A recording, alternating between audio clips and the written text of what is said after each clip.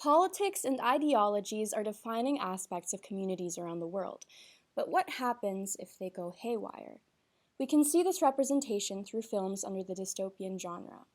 According to Christopher Schmidt, dystopian worlds allow us to reflect on the harsh realities of our present moment, on conditions that are difficult to confront head-on. Essentially, it's an illusion of a harmonious society that is truthfully under corporate, political, or moral control. Under this control, a common convention prevails in dystopias, being the uniformity of society. As paraphrased from Monique Jasper, authorities feel disempowered when individuals are allowed their own thoughts, as this heightens the act of rebellion. We can see the application of these dystopian conventions in two particular films, Battle Royale and Divergent. Battle Royale takes place in a futuristic Japan during a time of economic, political, and social downfall, as the exposition suggests. The government uses its totalitarian power to create the BR Act, forcing a class of students to fight to the death until only one of them remains. This can be seen as reflecting similar socio-political circumstances in Japan post-World War II. Director Kinji Fukasaku recalled his own experiences working in a weapons factory with his friends, saying that the only thing we would be thinking of was self-preservation. We would try to get behind our friends or dead bodies to avoid the bombs. The characters, similar to Fukasaku's experience, are forced into a zero-sum mindset, which is a theory that one country can only achieve its objective at the expense of another. This is additionally linked to the totalitarianistic ideal of Japanese-dominated political expansionism prior to both world wars. The Battle Royale students are faced with a zero-sum situation where murder becomes the norm, essentially the only way to win the game. Meanwhile, Divergent takes place in futuristic Chicago, whose society, as discovered by Amanda Wilson's So You Say You Want a Revolution paper, is composed of 5 factions, each representing a different ideology. For example, the Abnegation faction is relatively communistic in its values, as it believes in equality for all. Erudite further their development through capitalistic ways. There is a clear tension within their power dynamic, as both factions feel fit to uphold authoritative power. Both these films are highly relevant to the topic of the video essay, as they follow several conventions of a dystopian film. A protagonist trying to break free from uniformity, hints at previous wars or disasters that has led to its current state. Its illusion of a utopian world, but in reality suggests a society under crumbling political and economical structures with corrupt control. The films allow for an adaptation of the dystopian genre into 2 cultural contexts, being Japanese and American. Through the portrayal of authority, uniformity of society, and usage of violence, both films ultimately critique the totalitarianistic and capitalistic ideology reflected within Battle Royale and Divergent respectively, suggesting that with extremist ideologies comes major destruction.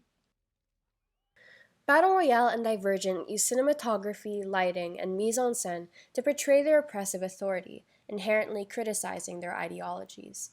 Initially seen through cinematography, Battle Royale primarily focuses on camera movement to depict authority. Using handheld camera work within the exposition when introduced to the military, Battle Royale suggests the chaos that the authority has caused within society. While BR focuses on camera movement, Divergent focuses on camera angles to portray authority power. Within the exposition, audiences see this introductory shot of Janine, Erudite's leader. The low angle symbolizes her higher power status, while also being located on the second third as a way to draw the audience's gaze. This is then juxtaposed with Abnegation's leader, who appears eye level and within the very center of his shot, thus making it easier for the audience to lose focus of him amongst the crowd. Through camera angles and the application of the rule of thirds, it is clear that she has more power within her shots than the Abnegation leader, foreshadowing her eventual overthrowing of Abnegation while subtly pinpointing her as the antagonist of the film. Battle Royale's authority is additionally portrayed through low-key lighting, highlighting the shadows within the shots. This symbolizes the deception and sinister nature of the military and the government. Meanwhile, Janine appears in several more low-angle shots. However, unlike the low-key lighting that is used within Battle Royale, high-key lighting is used within her shots to suggest the lack of suspicion that people have over her. It is only actually into the second third of the film do we discover her secret plan to exterminate any individuals who break free from the system. The last bit of analysis for the portrayal of authority is by taking a look at mise-en-scène, particularly character proxemics between authority and the dystopian's population. The character proxemics between the students and the authority within Battle Royale is primarily a social distance, depicting the systems of fear that are implemented by the government and the military. The sense of using fear as a way to obtain power relates back to the context of Japan after military expansionism in the late 20th century. This expansionism became reflected within school systems, as according to Anthony Leong, the school system operated like miniature military units, with students subject to harsh discipline. Therefore, Fukasaku's ill representation of the school system as represented through the BR Act suggests his criticizing over the totalitarianistic approach to the cutthroat nature of schooling within Japan. While there is more of a social distance between the authority and population within Battle Royale, Janine and Triss, the antagonist and protagonist of Divergent, share intimate distances, seemingly becoming more than acquaintances. However, the intimate distance soon appears antagonistic and toxic when Triss and Janine fight over her technology towards the resolution. I admire you willing to die for what you believe, but so am I. Another comparison point between the two is how conforming to authority's ideals, thus hinting at the uniformity of society motif, is portrayed through costuming and symbolism.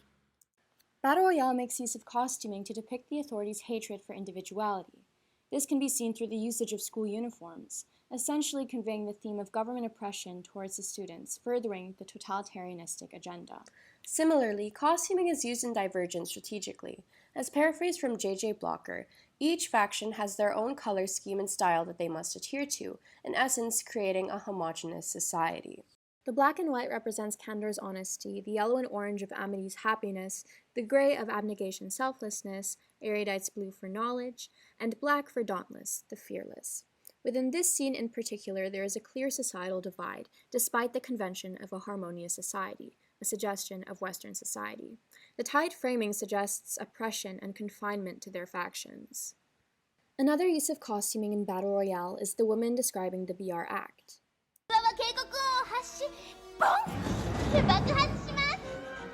The woman uses military wear, exaggerated hand gestures, and intonation to evoke a sense of false positivity.